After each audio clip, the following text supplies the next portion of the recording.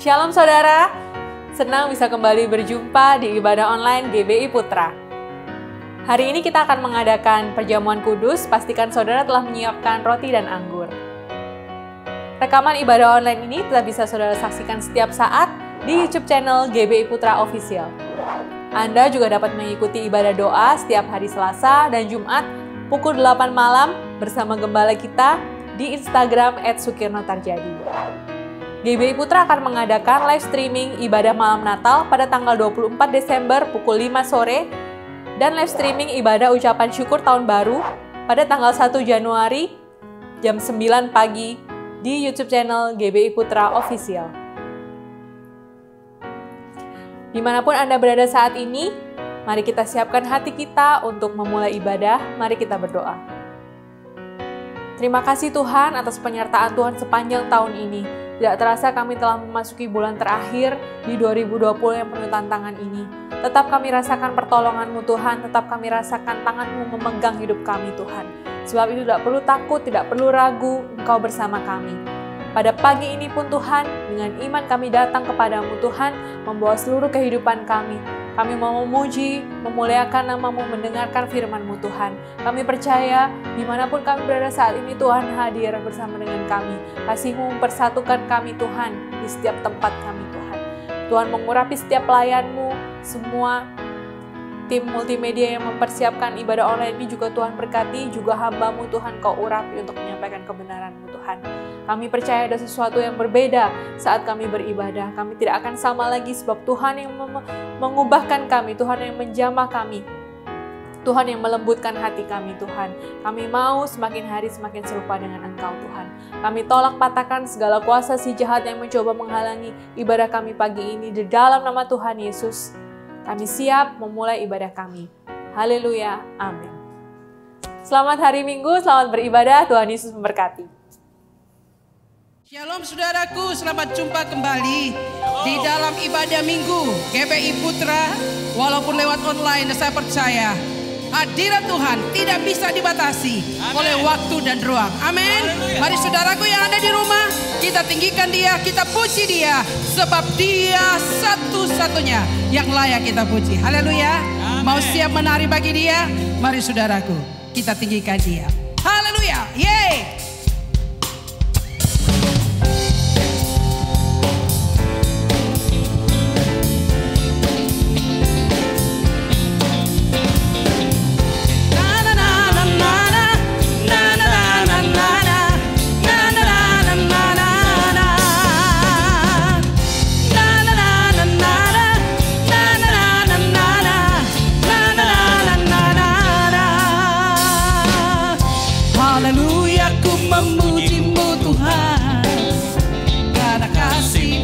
Berkesudahan, biar yang bernafas memuji Sang Raja di atas gunung dan di dalam samudra. Tanganku ku angkat padamu, mensyukuri rahmat yang Kau beri. Kakiku melompat bagimu, sebab rahmat-Mu penuh tiap pagi. Bersyukur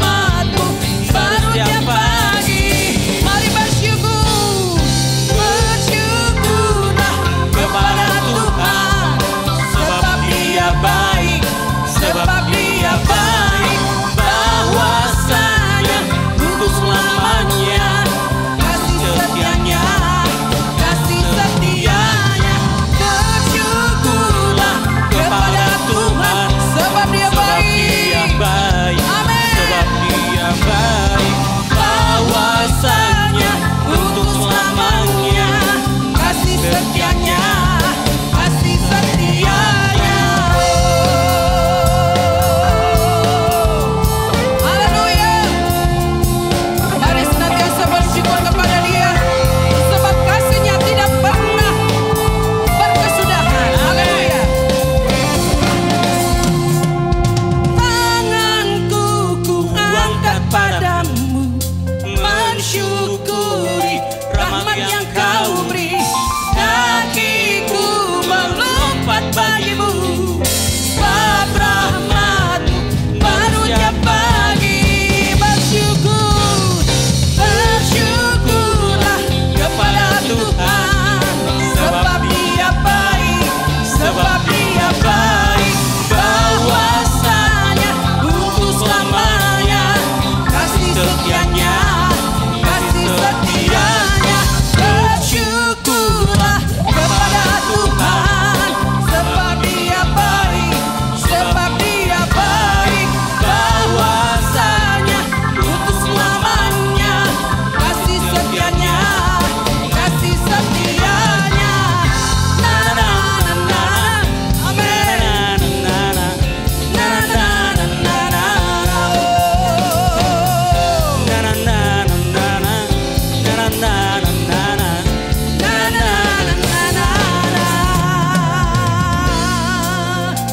saudaraku, Yesus kita Dia dahsyat. Amin. Kalau Yesus di pihak kita, siapakah yang bisa melawan kita? Tidak ada. Amin. Haleluya. Mari tinggikan Dia. Amin.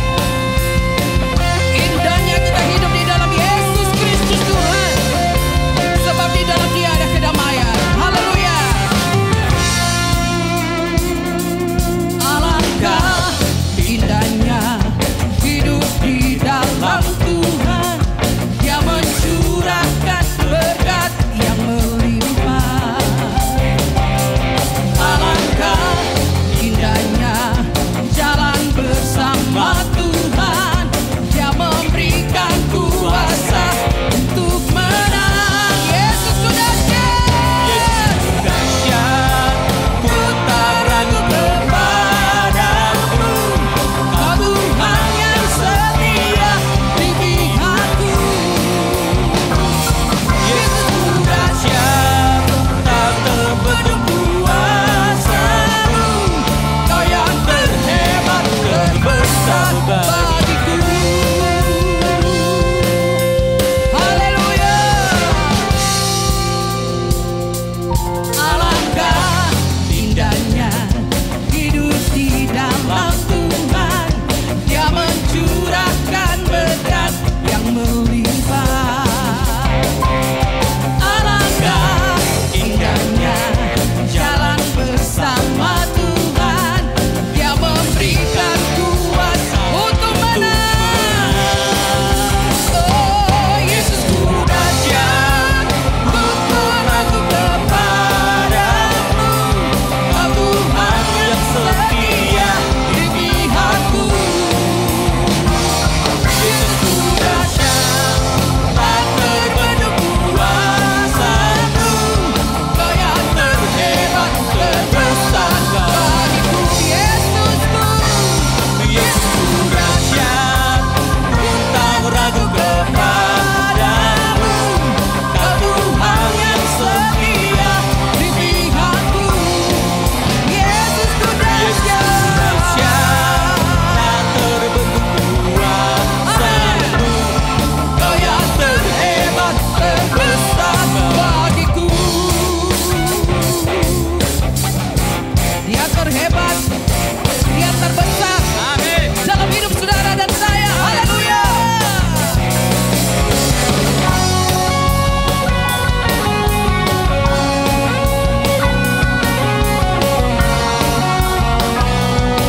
Mari sama-sama katakan, ku dahsyat, ku tak ragu kepadamu. Kau Tuhan yang setia di pihakku. Yesus ku dahsyat, Yesus ku dahsyat, terbendung kuasa-Mu. Kau yang terhebat, terbesar bagiku. Yesus, Yesus ku dahsyat, tak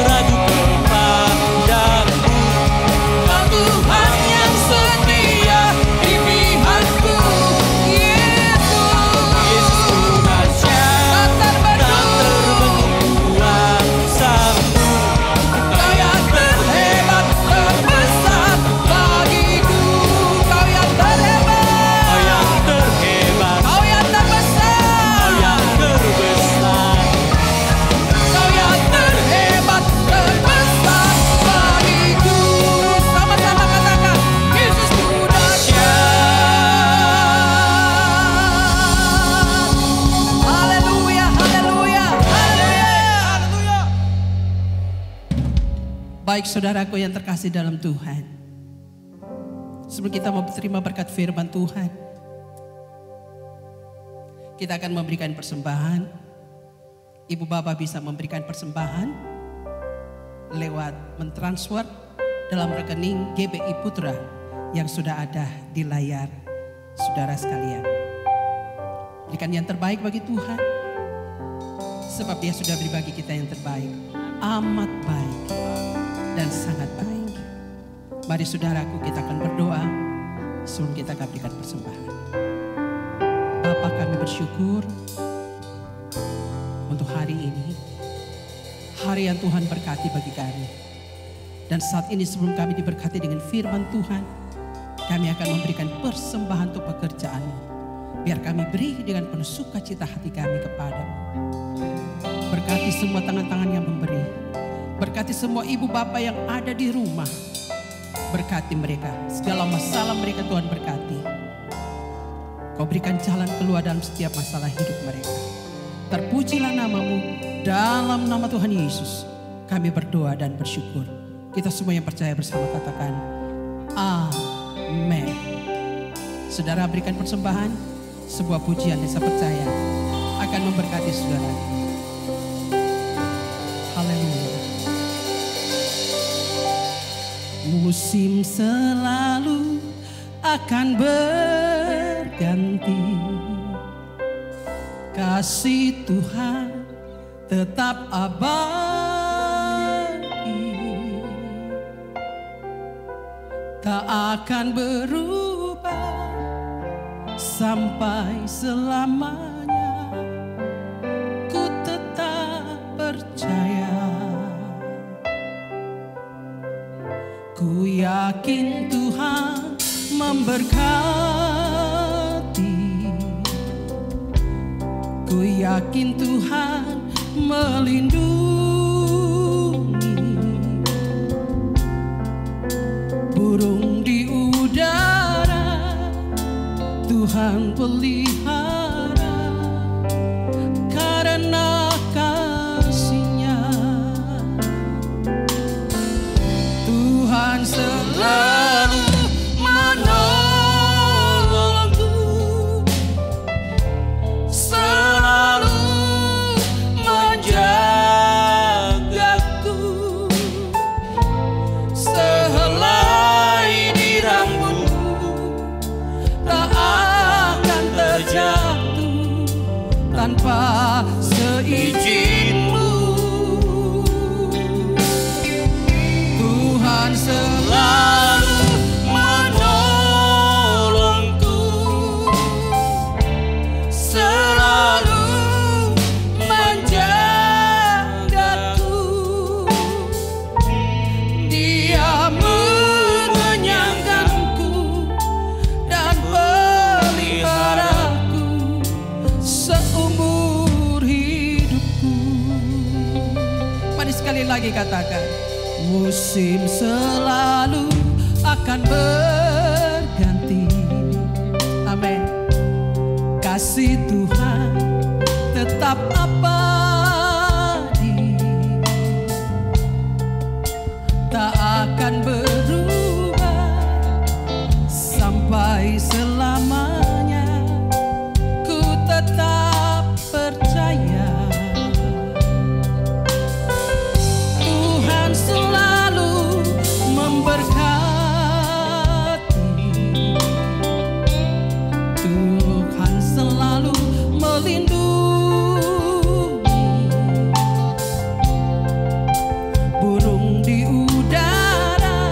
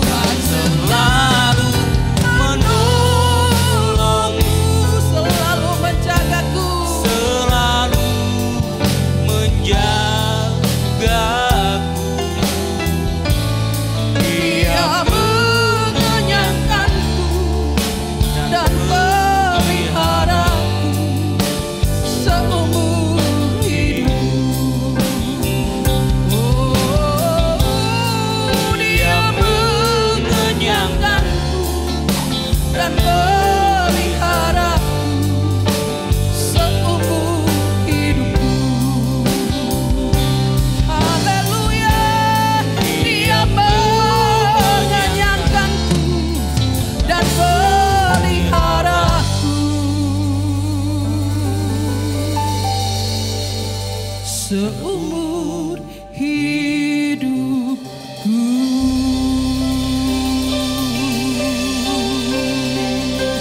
Haleluya, haleluya. Kami sembah Engkau, kami tinggikan nama-Mu.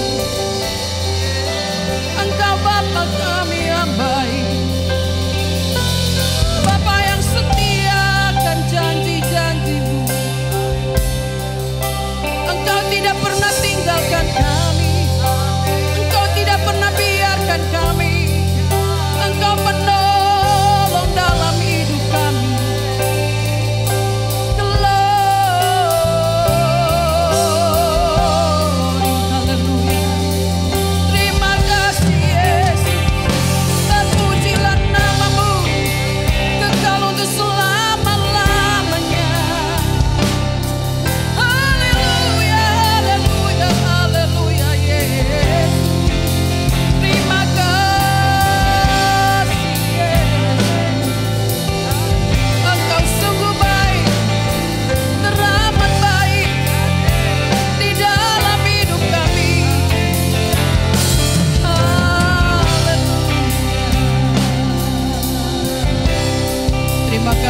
Terima kasih Bapak, terima kasih. Kalau kami ada sampai saat ini itu karena kebaikan Tuhan. Kalau kami bertahan sampai saat ini itu karena perlindungan dan pertolongan Tuhan dalam hidup kami. Engkau Bapa kami yang sangat baik, sungguh baik dan teramat baik dalam hidup kami. Mari sama-sama kita tinggikan Dia. Terima kasih Yesus, terima kasih. Bapa, Engkau baik. Bapa, Engkau baik. Kau selalu baik kepadaku. Bapa, ku cinta Kau. Bapa, Engkau baik. Bapa, Engkau baik. Kau selalu baik kepadaku. Bapa, ku cinta. Mari angkat tanganmu sembah Dia. Amin. Aku memuji-Mu.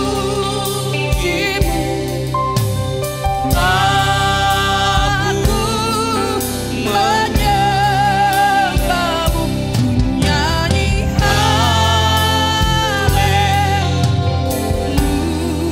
haleluya. Bapa, ku cinta Kau. Mari sama-sama katakan, Bapa Engkau sungguh baik. Haleluya. Bapa, Engkau baik. Amin. Bapa, Engkau baik. Kau selalu baik kepadaku. Bapa, ku cinta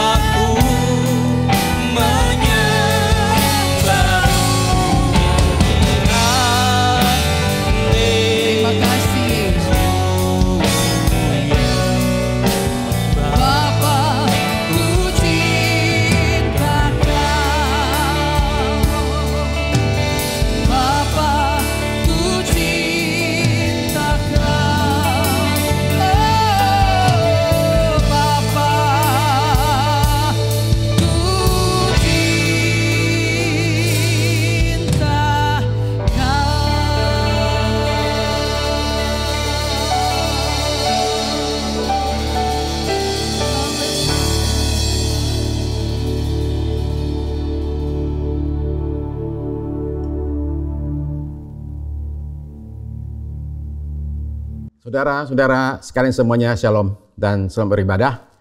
Dalam ibadah online kita yang sudah berjalan selama sekitar 9 bulan. Tidak terasa beberapa minggu lagi kita akan mengakhiri tahun 2020. Satu tahun yang tidak akan pernah bisa kita lupakan seumur hidup kita. Satu tahun yang saya yakini akan menjadi pembicaraan kita di tahun-tahun yang akan datang. Nah, pembicaraan kita ini apakah sifatnya itu adalah positif atau negatif? Itu tergantung sekarang bagaimana kita menghadapi dan menanggapi situasi yang terjadi ini. Dan saya percaya bahwa firman Tuhan itu memberikan kepada kita panduan demi panduan. Karena katanya firman-Mu itu pelita bagi kakiku dan terang bagi jalanku. Dan di tengah-tengah situasi dunia semakin gelap ini, saya terus-menerus melihat bagaimana firman Tuhan itu menerangi jalan kita sehingga jalan kita bukanlah satu jalan yang gelap, tapi ada terang firman di situ. Maka hari ini, saya ajak kita semua siapkan hati kita untuk kita terima firman Tuhan. Mari kita sama-sama berdoa ya. Terima kasih Bapa Sorgawi. Kami sungguh merindukan sesuatu yang kekal, sesuatu yang abadi dinyatakan atas hidup kami, yaitu firman Tuhan. Kami merindukan ada suatu terang dari sorga dinyatakan atas perjalanan kami, yaitu firman-Mu. Itu sebabnya kami luaskan Roh Kudus bekerja di tengah-tengah kami saat ini, di rumah kami masing-masing sekalipun, sehingga kami pada hari ini alami satu lawatan Tuhan, satu zaman Roh Kudus saat firman Tuhan disampaikan. Sehingga yang lemah boleh dikuatkan, yang susah boleh dihiburkannya Tuhan. Sehingga kami semua yang lagi bingung mencari-cari arahan dan tuntunan, menemukan tuntunan pada hari ini.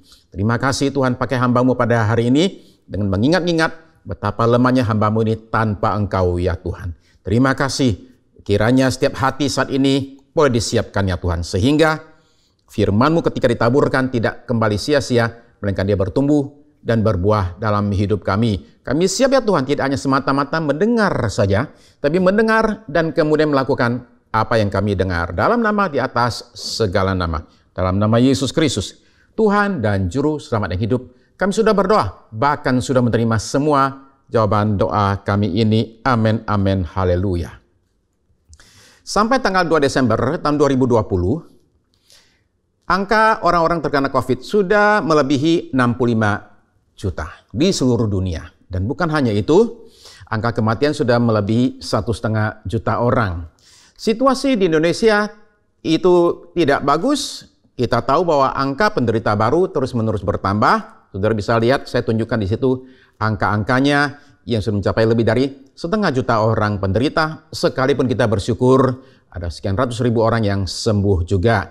Negara-negara tertentu, Selandia Baru, Australia, Taiwan mereka sudah tenang sekarang, tanpa ada kasus apapun juga. Kita masih terus berjuang bersama dengan sekian puluh negara yang sebenarnya termasuk negara yang katanya maju secara teknologi dan secara dari segi ekonomi seperti Amerika Serikat dan negara-negara Eropa. Saudara sekalian, angka sekian juta-juta ini bukanlah satu angka yang dingin dan jauh dari kita. Ini bukan angka yang tidak ada hubungannya dengan kita. Dalam angka-angka ini, bisa jadi di situ itu ada barangkali orang-orang kita kenal, mungkin itu adalah teman kita, tetangga kita, atau barangkali keluarga dekat kita, atau bahkan mungkin diri kita sendiri mengalami dampak dari yang namanya COVID-19 ini. Kehilangan yang mesti kita lihat bukan semata-mata secara segi kesehatan saja, tapi juga dari segi finansial, dari segi ekonomi. Berapa banyak kerugian terjadi? Berapa banyak bisnis yang tutup? Pekerjaan yang hilang? Ya. Rencana yang berantakan? Menteri Keuangan kita, Ibu Sri Mulyani, berikan sesuatu gambaran. Berapa sebenarnya diperkirakan kerugian yang terjadi di seluruh dunia karena pandemi ini. Dan angkanya, Bapak Ibu bisa lihat ya, angkanya itu mengagetkan sekali karena diperkirakan mencapai 15 triliun dolar. Rupiahnya berapa? Rupiahnya adalah 211.500 triliun. Ngomongnya aja susah banget loh ya. Nah, alias 211.000 T. Terus Ibu Sri mengatakan bahwa ini adalah setara dengan 15 kali ukuran ekonomi Indonesia. Jumlah yang susah sekali buat kita bayangkan. Nah, Bapak Ibu sekalian begini, bahaya daripada pandemi ini kan bukan hanya semata-mata bicara soal fisik atau bicara soal keuangan, tapi juga bicara secara mental. Di Jepang angkanya itu jelas sekali, angka bunuh diri dari bulan Januari sampai September tahun ini jumlahnya itu adalah 13.000 orang. Berapa angka yang meninggal karena COVID? 2.000. Diperkirakan akan ada tambahan orang meninggal sejumlah diperkirakan bisa mencapai 75.000 yang adalah akibat sampingan daripada pandemi ini. Karena lockdown, PSBB istilahnya, dan kemudian dipakailah istilah death of despair, yaitu orang meninggal itu karena putus asa. Dalam bentuk bunuh diri, dalam bentuk penyalahgunaan narkoba, alkohol, dan lain sebagainya itu. Jadi waspadai virus COVID ini. Mari kita jaga jarak, mari kita jaga kebersihan kita, mari kita tetap tidak keluar-keluar kemana-mana kalau tidak perlu sama sekali. Kita terus jaga kesehatan kita dan kebersihan kita. Tapi waspadai juga virus yang lain, yang sama juga tidak kelihatan, tapi sama bahayanya. Virus apa itu? Virus kemarahan, virus kekecewaan, virus ketakutan, yang seperti itu ada banyak berkeliaran sekarang di mana-mana dan juga mengancam kita. Ya, nah puncaknya itu terjadi ketika terjadi serangan virus yang namanya keputusasaan. Itu puncaknya. Karena ketika orang putus asa, dia menyerah. Dia nggak pengen berbuat apa-apa lagi, dia sudah stop. Nggak pengen lakukan apapun juga. Saya kasih contoh. Untuk perang Vietnam dulu, tentara Amerika itu menyerbu Vietnam, dan kemudian ada banyak sekali yang ditawan. Ada cerita tentang satu orang tentara Amerika Serikat yang pihak Vietcong itu ingin membuat dia bekerja sama. Karena itu mereka menipu dia dengan menjanjikan bahwa dia akan dilepas dari penjara pada bulan Desember, hari Natal tahun itu. Jadi di antara semua teman-temannya, inilah orang yang paling ceria, orang yang paling punya harapan, orang yang mukanya berseri-seri, kerja apa itu dengan senang hati. Semua dia kerjakan. Kenapa? Karena dia bilang, saya pada bulan Desember, hari Natal nanti, saya pulang ke rumah. Teman-temannya bilang, enggak lah, kayaknya enggak mungkin. Dia bilang, enggak lah, kalian enggak tahu, saya udah dijanjiin. Dan kemudian dekat-dekat Natal, dia akhirnya sadar, dia ditipu. Dia tidak akan dilepaskan pada hari Natal tersebut. Apa yang terjadi? Ketika orang ini melihat harapannya itu hancur semua, dan kemudian dia mengalami sesuatu tekanan mental, dia baring di ranjang saja, meringkuk badannya kayak seperti anak kecil gitu, dan kemudian isep jempol 2 minggu. Hanya isep jempol, gak mau turun, gak mau kerja, gak mau ngapa-ngapain. 2 minggu meninggal. Nah itu contoh seseorang yang punya pengharapan tinggi, kemudian putus asa, dan kemudian menyerah.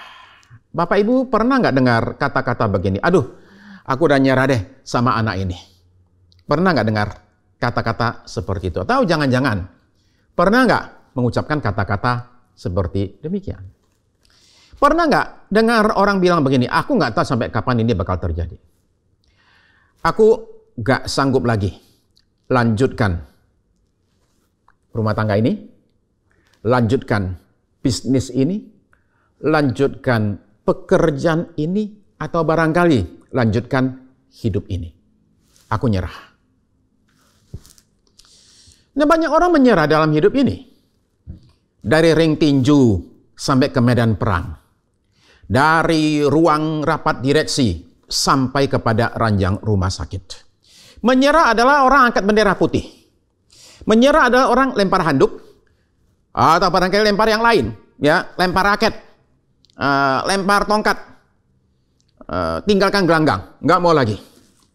Menyerah adalah tidak sanggup lagi melanjutkan perjuangan. Entah karena memang masalahnya atau lawannya terlalu berat, atau barangkali karena kita udah terlalu capek.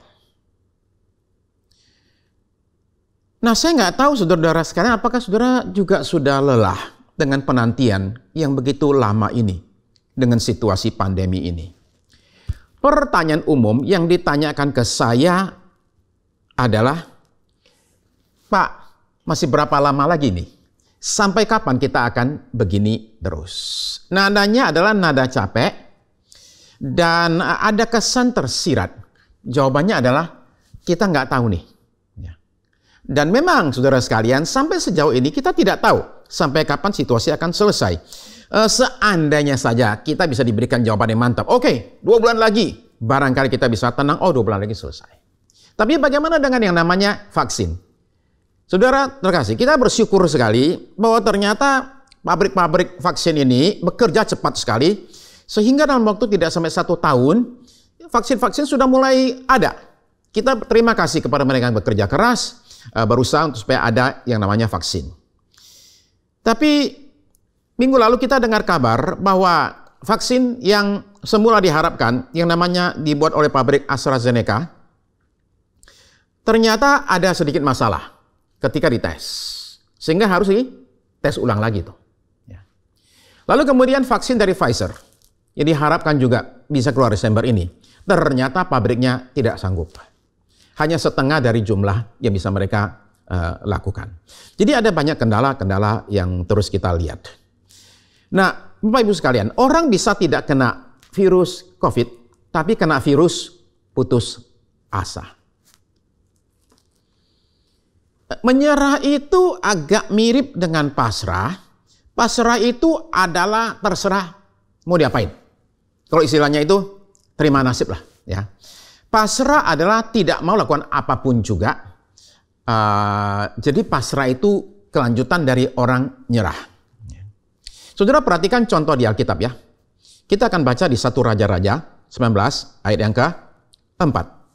Saudara tahu ini cerita tokoh yang namanya Elia, oke? Perhatikan ya, bagaimana orang ini sampai putus asa sedemikian rupa. Tetapi ia sendiri, maksudnya Elia ini, masuk ke padang gurun sehari perjalanan jauhnya. Lalu duduk di bawah sebuah pohon arar, kemudian ia ingin mati. Katanya, cukuplah itu sekarang ya Tuhan. Ambillah nyawaku sebab aku ini tidak lebih baik daripada nenek moyangku. Ini adalah curhatnya dia, menunjukkan betapa dia putus asa, dia minta mati sama Tuhan. Nah, jadi ini nyerah nih, ya. Ini nabi besar yang disebutkan sebagai the prophet of fire, nabi api, itu mendadak jadi ciut dan jadi redup. Dia minta mati karena merasa diri gagal. Aku tidak lebih baik daripada nenek moyangku. Padahal sehari sebelumnya, dia baru saja lakukan sesuatu hal-hal yang gak pernah dilakukan oleh nabi-nabi sebelumnya. Dan gak terulang lagi sesudahnya. Dia baru saja memanggil api turun dari langit. Dia baru saja mendatangkan hujan. Setelah itu dia bisa mengalahkan sekian ratus nabi palsu. Dia sudah lakukan sesuatu yang belum pernah dicapai sebelumnya dan sulit untuk dilakukan ulang oleh yang lain. Kemarin dia sungguh gagah, luar biasa, mantap, ya. Berdiri dengan mantap, suaranya keras, dada tegak, tangan terkepal, kemudian rakyat jadi terpesona melihat begitu luar biasanya orang yang pakai Tuhan. Raja dia lawan, nabi palsu kemudian dia binasakan. Ini seseorang mencapai sesuatu pelayanan yang luar biasa, sekarang dia sendirian di tengah keheningan gurun. Di situ dia itu mati angin istilahnya. Di situ dia kesepian, kelelahan, meratapi nasib. Di situ dia minta mati. Kita bilang dia menyerah. Di situ dia angkat tangan, kibarkan bendera putih, dia lempar handuk. Alangkah kontrasnya kemarin dan hari ini saudara perhatikan. Ya. Nah, ini adalah seorang nabi besar yang tidak punya masalah di pelayanan. Nggak ada komplain. Dia baru saja melihat bagaimana Tuhan pakai dia dahsyat. Nggak ada masalah di pelayanan, nggak ada masalah keuangan, nggak ada sama sekali. Lalu kemudian saudara perhatikan, dia tidak punya masalah pelanggaran moral, dia nggak jatuh dalam dosa, berbuat hal yang tidak baik, bukan. Dia juga nggak punya masalah rumah tangga, masalah keluarga. Jadi ini orang yang nggak punya masalah sebenarnya sama sekali. Sekalipun demikian, kita perhatikan ya, dia nggak kuat. Ya, minta mati. Barangkali ada yang bisa merasakan seperti yang Elia rasakan ini. Bulan lalu atau mungkin tahun lalu, semua masih oke ya. Uang masih lancar, kerjaan masih lancar, semua oke. Lalu kemudian sepanjang tahun 2020 ini, situasi berubah total sedemikian rupa, sehingga kita itu rasanya ingin menyerah saja. Saudara tahu orang menyerah, itu artinya dia berhenti. Ya. Dia berhenti bertindak, dia berhenti untuk percaya.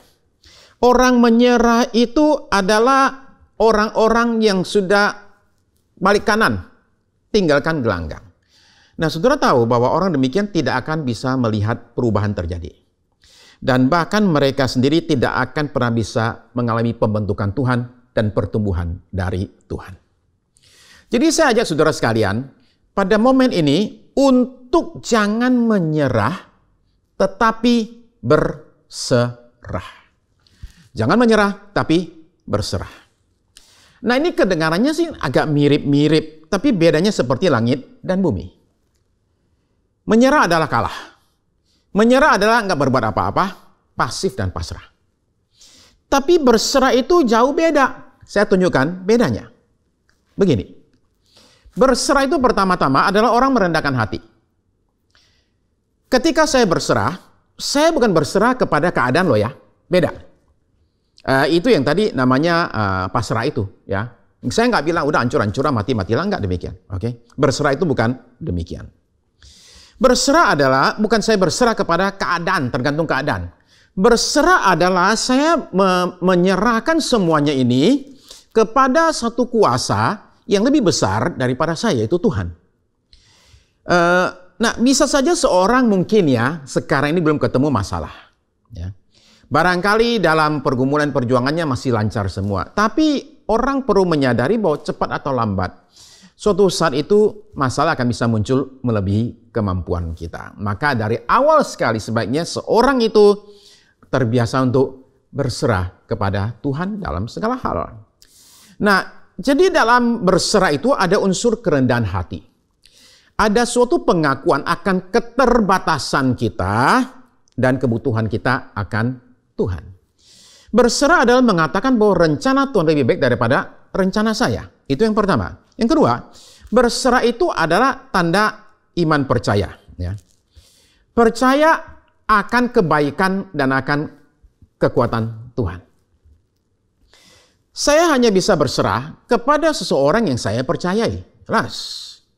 Nah, saya percaya bahwa rencana Tuhan itu lebih baik daripada rencana saya. Saya beriman bahwa ketika saya berserah, saya tidak akan ditinggalkan dan tidak akan dikecewakan. Jadi berserah itu adalah tanda iman percaya kepada Tuhan. Yang ketiga adalah begini. Berserah adalah melibatkan kekuatan sorga. Kalau orang nyerah, sudah, nggak ada apa-apa lagi. Tapi ketika saya berserah, saya melibatkan kuasa sorga bekerja. Saudara perhatikan ya, di Mazmur pasal yang ke-46, ayat yang ke-11. Mazmur 46 ayat yang ke-11, saya baca bagian depannya saja ya. Ayat awalnya, bagian awalnya saja.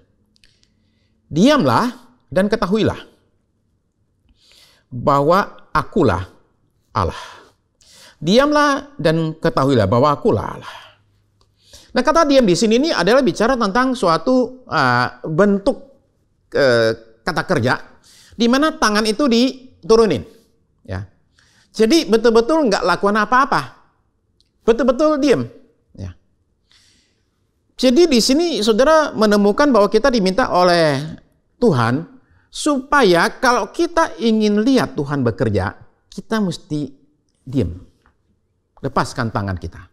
Nah, jelas secara umum Tuhan itu lakukan bagiannya, kita manusia lakukan bagiannya, kita sebagai manusia.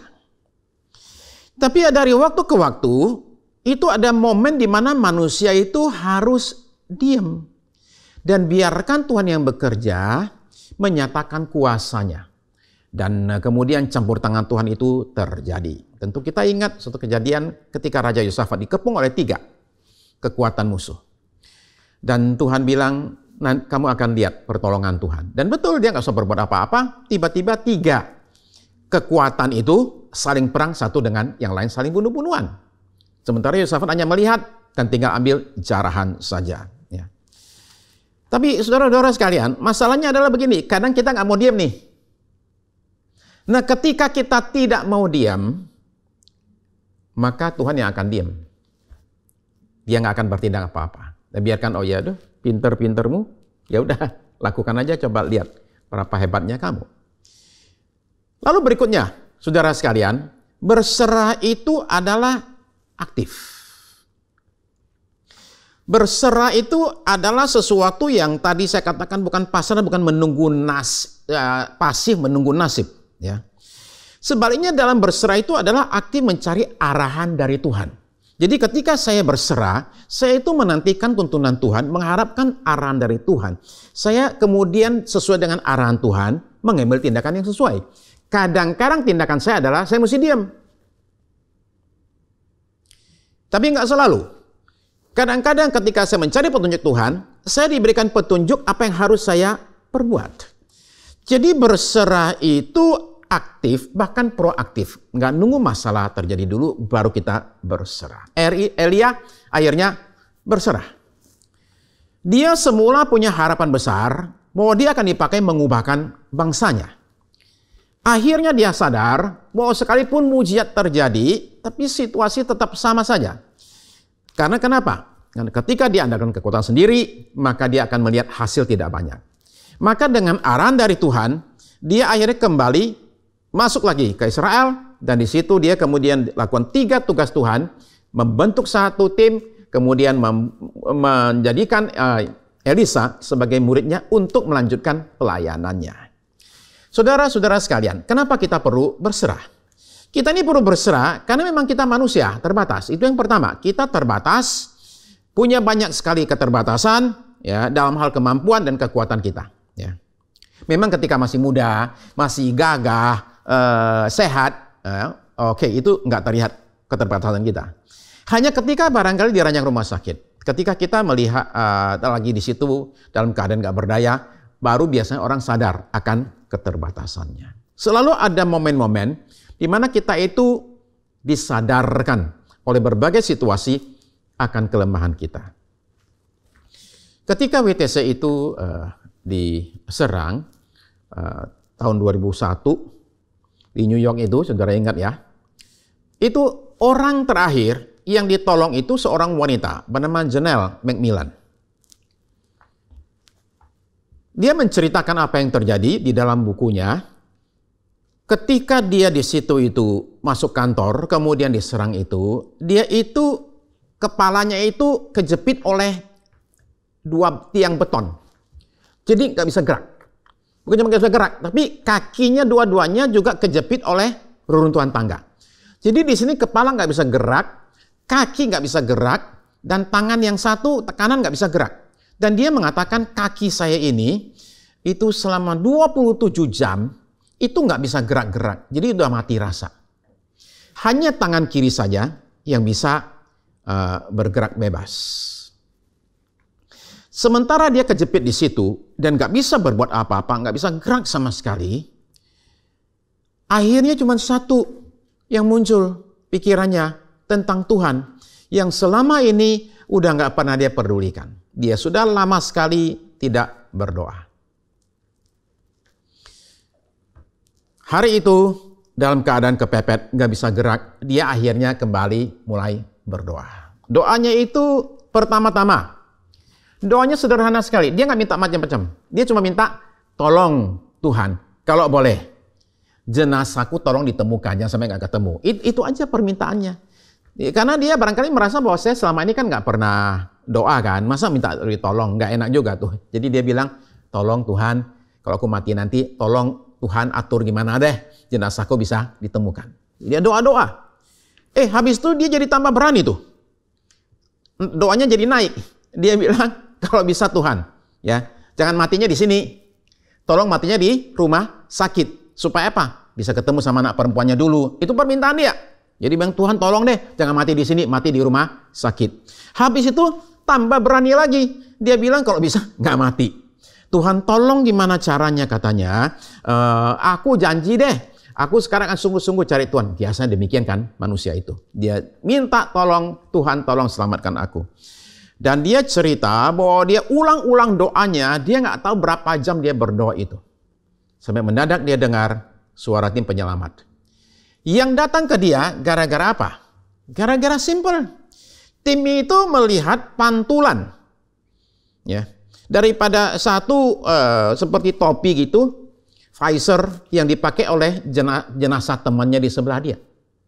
Yang rupanya mantulin sinar, dan tim penyelamat merasa bahwa itu kayaknya ada yang masih hidup di situ. Datang ke sana, temukan dia. Orang terakhir yang diselamatkan dari reruntuhan. Jadi saudara sekalian, ada momen di mana kita akhirnya menyadari kita perlu Tuhan. Lalu kenapa kita berserah? Yang kedua adalah karena Tuhan itu baik. Semua yang dilakukan buat kita itu adalah baik adanya. Maka kita bisa berserah kepada dia daripada kepada yang lain maksud saya. Perhatikan apa kata Tuhan Yesus di Lukas pasal 11 ayat 13. Lukas pasal yang ke-11 ayat 13. Jadi jika kamu yang jahat tahu memberi pemberian yang baik kepada anak-anakmu, apalagi Bapamu yang di sorga.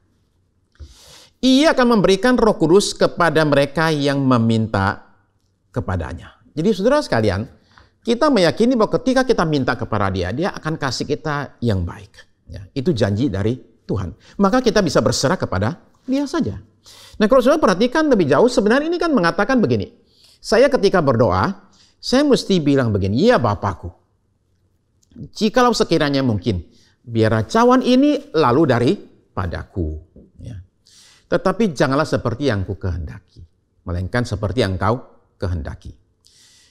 Karena kita yakin kehendak Tuhan itu yang terbaik buat kita, maka kita bisa berserah dan mengatakan, silakan Tuhan, ambil alih semuanya ini. Saudara terkasih, jadi mari kita jangan menyerah, tapi mari kita berserah. Berserah dimulai dari mana? Simpel sekali. Berserah itu dimulai dengan satu doa yang sederhana. Tuhan, aku menyerahkan situasi ini ke dalam tangan Tuhan. Demikianlah kita membuka ruang untuk kuasa Tuhan mulai bekerja dalam situasi kita. Dimulai dengan doa yang sangat amat simpel sekali. Mengundang Tuhan untuk campur tangan di dalam situasi kita. Lalu kemudian, saudara sekalian, setelah seseorang itu mulai dengan berdoa, kemudian dia minta pimpinan Tuhan. Dia kemudian lanjutkan dengan usaha. Bagaimana berserah kok ada usahanya? Sekali lagi, ada masa tertentu kita mesti diam. Tapi kalau tidak ada perintah diam, saudara tidak dilarang untuk berusaha. Ya. Kita berusaha, tapi perhatikan, tetap menyerahkan hasilnya kepada Tuhan. Kita kerja, hasil terserah kepada Tuhan. Itu berserah. Saya tunjukkan 1 Korintus pasal 9 ayat 24 sampai 27. 1 Korintus pasal 9 ayat 24 sampai 27 ya. Saudara perhatikan catatan Paulus. Tidak tahukah kamu katanya bahwa dalam gelanggang pertandingan semua peserta turut berlari, tetapi hanya satu orang saja yang mendapat hadiah. Karena itu larilah begitu rupa sehingga kamu memperolehnya. Ayat 25. Tiap-tiap orang yang turut mengambil bagian dalam pertandingan menguasai dirinya dalam segala hal.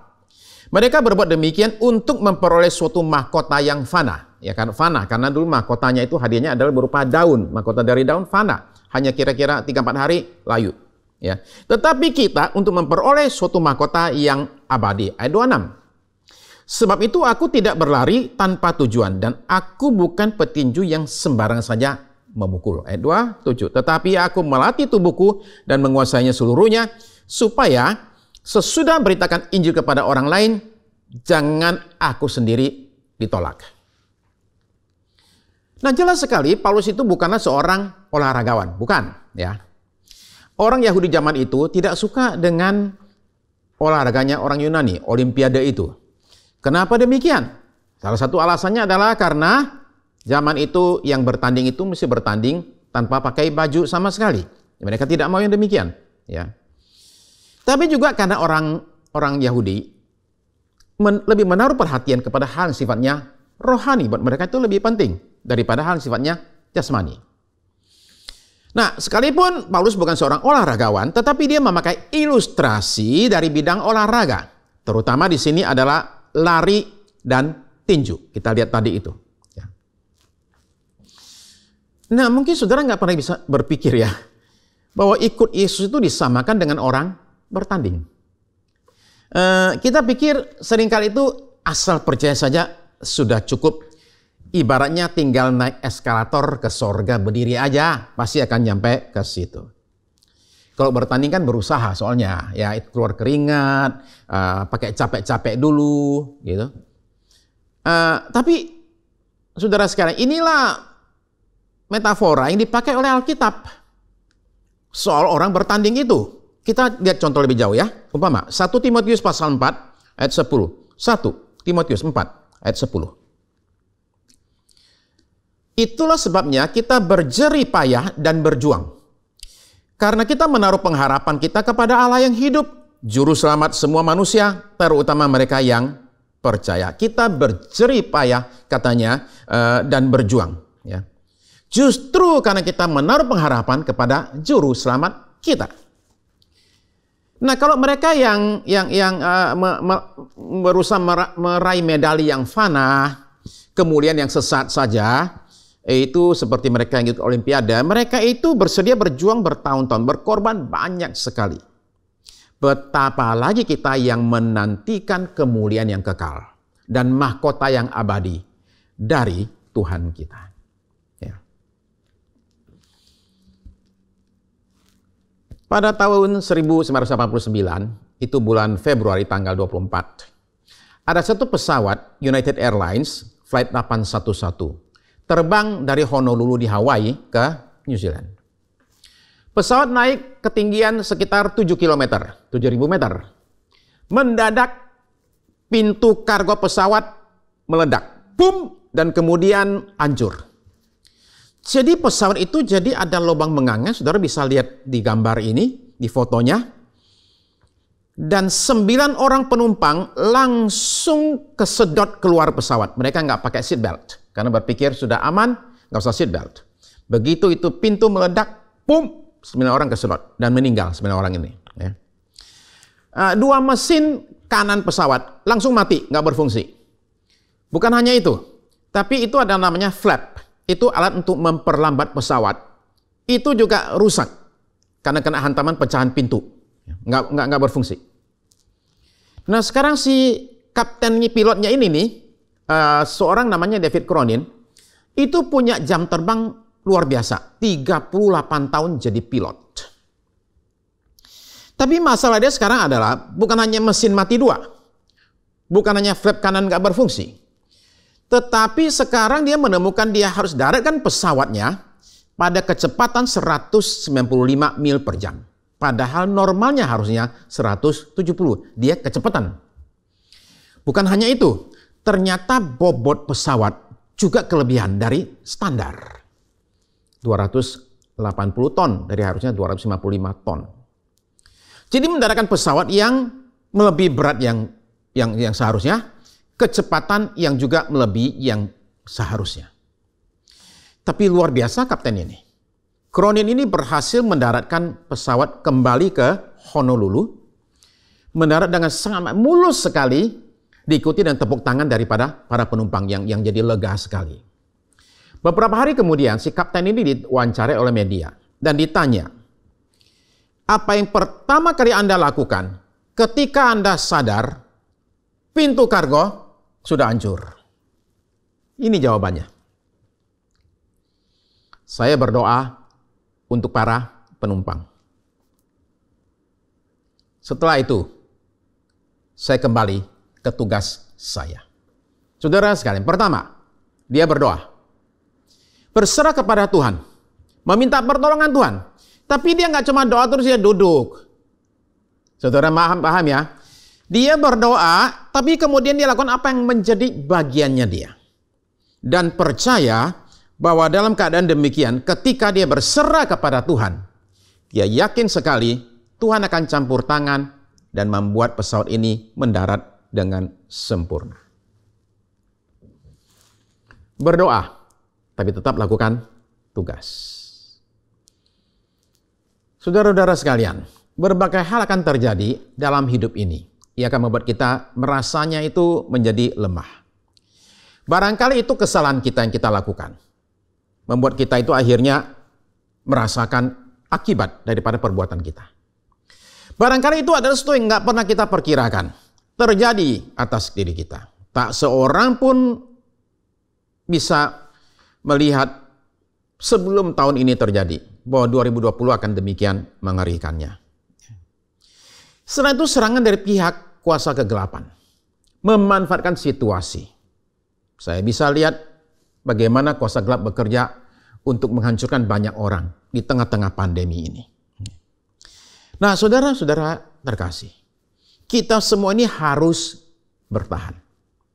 Bukan hanya bertahan. Semua kita mesti bertumbuh di tengah-tengah tekanan yang begitu hebat ini. Semua kita ini nggak boleh menyerah, tapi malah harus terus maju ketika kesulitan datang.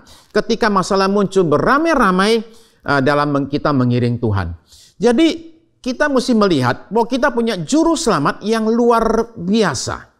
Ketika Yesus itu harus menghadapi salib yang begitu menyakitkan dan begitu memalukan. Saudara kan tahu, dia bergumul di Taman Getsemani. Dia berdoa di situ berjam-jam, tetapi kemudian dia maju terus. Kenapa? Dia berserah kepada Bapa di sorga. Dia menyerahkan semuanya ini dan mengatakan, kehendakmu saja yang jadi. Yesus itu berserah. Kita punya juru selamat yang menjadi contoh buat kita. Jadi jangan kita putus asa dan menyerah. Tapi kita tujukan mata kita kepada Yesus yang sudah menjalani semua penderitaan buat kita semua. Saya melihat Yesus ini berbeda dengan yang lain. Kenapa? Karena dia sudah mengalami semua yang kita alami, bahkan jelas sekali lebih berat daripada yang kita pernah alami dalam hidup kita. Kita punya juru selamat yang bisa berempati dengan kita, memahami keadaan kita, pergumulan kita, air mata kita, kegalauan dalam hidup kita. Dia sendiri alami sampai keringatnya saja menjadi darah. Kata Ibrani itu, dia itu banyak sekali berurai air mata, dia alami ketakutan, dia alami kegalauan, semua itu dia alami. Kata Ibrani, karena dengan mengalami demikianlah, Yesus itu bisa efektif buat menolong saudara dan saya.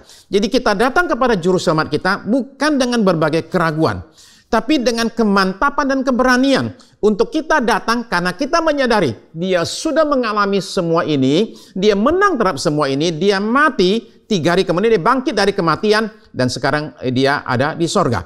Jadi karena itu kita yang sudah mengalami, yang sekarang sedang alami berbagai tekanan dan masalah dan rasanya ingin menyerah, inilah kata-kata pesan daripada Ibrani. Ibrani pasal 12 ayat yang ketiga itu berkata demikian. Ingatlah selalu akan dia, katanya, akan Yesus yang tekun menanggung bantahan yang sehebat itu terhadap dirinya dari pihak orang-orang yang berdosa, supaya jangan kamu menjadi lemah dan putus asa. Jadi supaya kita nggak putus asa, saudara, supaya kita jangan sekarang ini mengatakan saya udah nggak kuat, saya menyerah. Supaya tidak demikian, anjurannya adalah tujukan matamu kepada Yesus dan ingatlah akan dia. Ingat akan apanya? Ingat akan penderitaannya, ingat juga akan ketekunannya. Dan ingat betapa dia berserah kepada Bapa di sorga, menjadi contoh buat kita sekalian. Saudara-saudara terkasih, tujukan mata kita kepada Yesus. Dia sudah alami semuanya, dia bisa tolong kita.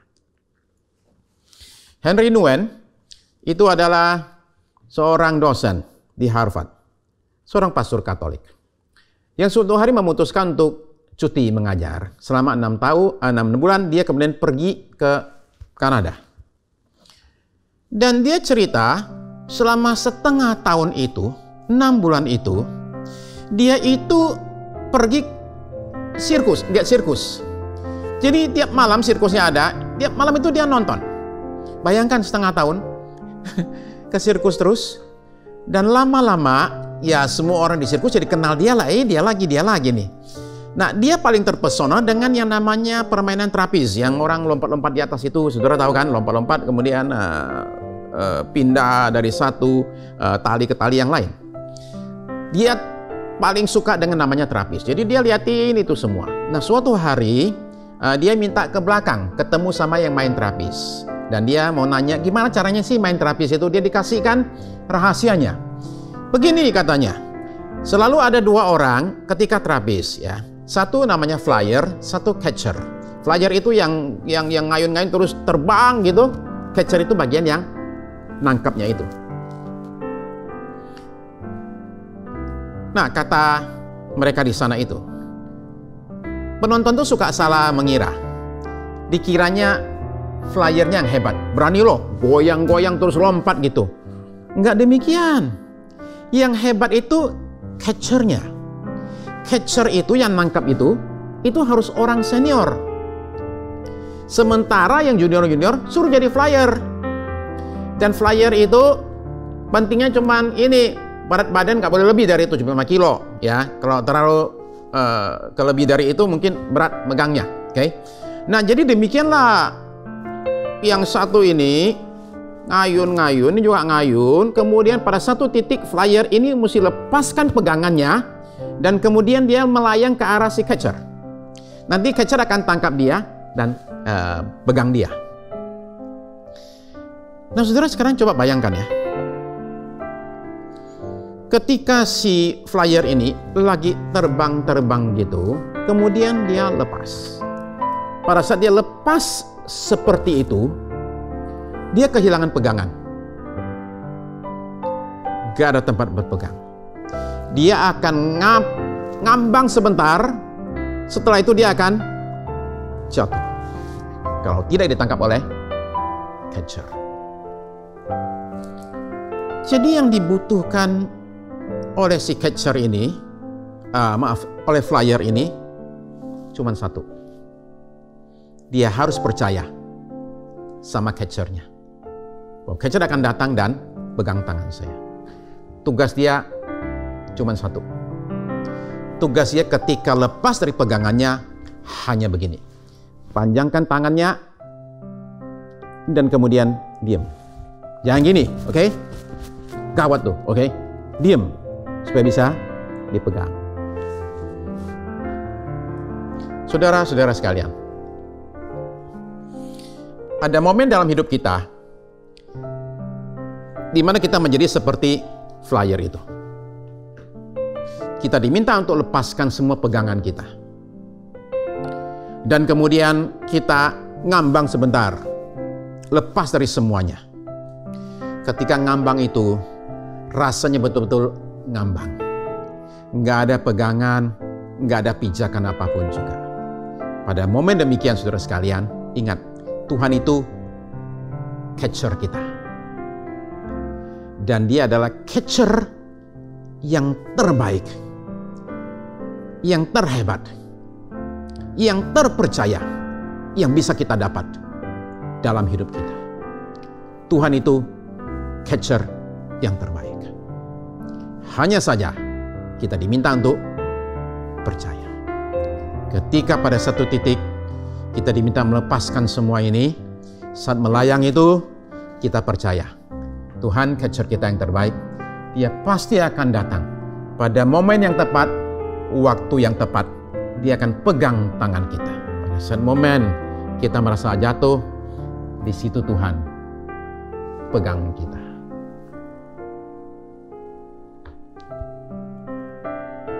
Saya cerita ini di Surabaya. Kemudian besok paginya saya kembali ke Jakarta. Saya naik pesawat. Dan saya karena mau buru-buru, jadi orang pertama yang masuk ke pesawat. Ya. Masuk duluan, nyampe duluan. Ketika saya masuk di lorong Garbarata itu ada pramugarinya di situ. Lagi nunggu kan. Ketika dia lihat saya pramugarinya, begini pramugarinya. Yes. Kan agak lucu. Pramugari itu kalau tamu kan begini, gitu. Enggak. Yes. Jadi saya agak ragu lihat pramugari macam begitu.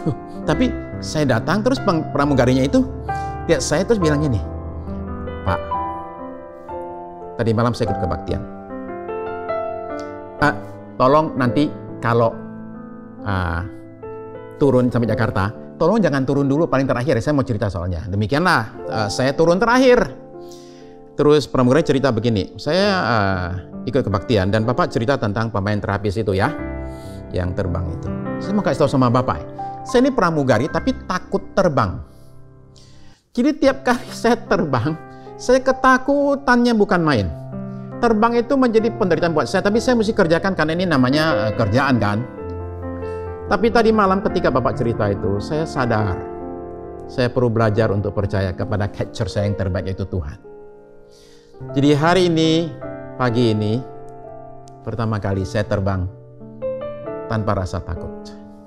Karena saya tahu, apapun yang terjadi, Bapak saya di surga itu catcher saya. Dia pasti akan pegang saya. Saudara-saudara terkasih, rasanya mungkin ngambang. Nggak ada pegangan, nggak ada pijakan. Tapi ketika saudara berserah kepada Tuhan, Dia pasti akan datang pada momen yang tepat dan akan memegang saudara. Maukah saudara percaya pada saat ini? Mari kita tanggalkan semua keputusasaan kita. Mari kita jangan menyerah dalam pergumulan kehidupan ini. Mari kita percaya akan Dia yang berjanji menyertai kita. Mari kita belajar untuk berserah, bukan menyerah. Dan jika saudara memerlukan kekuatan pada saat ini, saya ajak kita semua untuk kita boleh datang ke hadapan Tuhan dan minta kekuatan dari Dia sebelum kita masuk perjamuan kudus sebentar. Mari kita berdoa. Jika saudara ada yang sungguh-sungguh membutuhkan pertolongan dan kekuatan Tuhan, bolehkah saya undang saudara untuk sama-sama di rumah masing-masing bangkit berdiri. Kita akan berdoa. Terima kasih Bapa Surgawi. Terima kasih Engkau memperhatikan setiap orang yang saat ini di rumah masing-masing. Berdiri sebagai tanda kami perlu Tuhan. Ulurkan tangan-Mu saat ini. Kiranya dari sorga kekuatan diberikan buat kami semua. Untuk kami, oleh karena kekuatan dari Tuhan, akan terus berlari. Kami mau percaya Tuhan dalam situasi apapun juga. Ketika kami kehilangan pegangan dan kehilangan pijakan, Engkau catcher kami yang terbaik, yang pasti akan tolong kami. Terima kasih. Kami ulurkan tangan kami saat ini Tuhan. Mengangkat tangan kami Tuhan saat ini. Untuk Tuhan pegang kami. Pegang tangan kanan kami. Dan membawa kami kepada kemenangan. Terima kasih Tuhan. Ulurkan tangan-Mu Tuhan. Dan peganglah tangan kami Tuhan Yesus. Beri kami kekuatan menghadapi semua ini Tuhan. Terus berjalan Tuhan. Karena kami tahu bahwa akhirnya kemenangan menjadi milik kami semua. Di dalam nama Tuhan Yesus Kristus. Terima kasih Tuhan. Saudara terkasih, mari kita masuk dalam perjamuan kudus. Saya undang kita semua untuk kita siapkan roti dan anggur kita ya. Kita akan datang untuk bersama-sama seperjamuan dengan Tuhan. Jika saudara dapat yang paket set perjamuan kudus seperti yang demikian, silakan saudara buka. Siapkan rotinya. Dan mari kita semua sama-sama datang ke hadapan Tuhan. Dan saya ajak saudara semua untuk sama-sama saudara boleh pegang roti di tangan kanan saudara ya. Saudara sekalian, kita datang ke hadapan Tuhan kita. Dengarkan kata-kata dari firman Tuhan. Sebab apa yang telah kuteruskan kepadamu, telah kuterima dari Tuhan. Yaitu bahwa Tuhan Yesus pada malam waktu Ia diserahkan mengambil roti. Dan sesudah itu Ia mengucap syukur atasnya. Ia memecah-mecahkannya dan berkata, inilah tubuhku yang diserahkan bagi kamu. Perbuatlah ini menjadi peringatan akan aku. Terima kasih Tuhan untuk tubuh-Mu yang sudah dipecah-pecahkan bagi kami. Kami terima dan makan dengan penuh iman percaya dan ucapan syukur dalam nama Yesus. Mari kita makan bersama.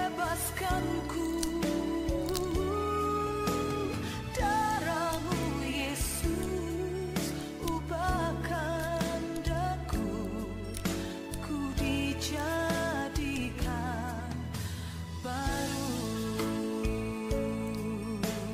Mari angkat cawan di tangan saudara saat ini. Demikian juga Yesus mengambil cawan sesudah makan lalu berkata, cawan ini adalah perjanjian baru yang dimeteraikan oleh darahku. Perbuatlah ini setiap kali kamu meminumnya menjadi peringatan akan aku. Terima kasih Tuhan untuk darah yang tercurah di Kalvari. Kami terima dan minum dengan penuh iman percaya dan bersyukur. Dalam nama Yesus mari kita minum bersama.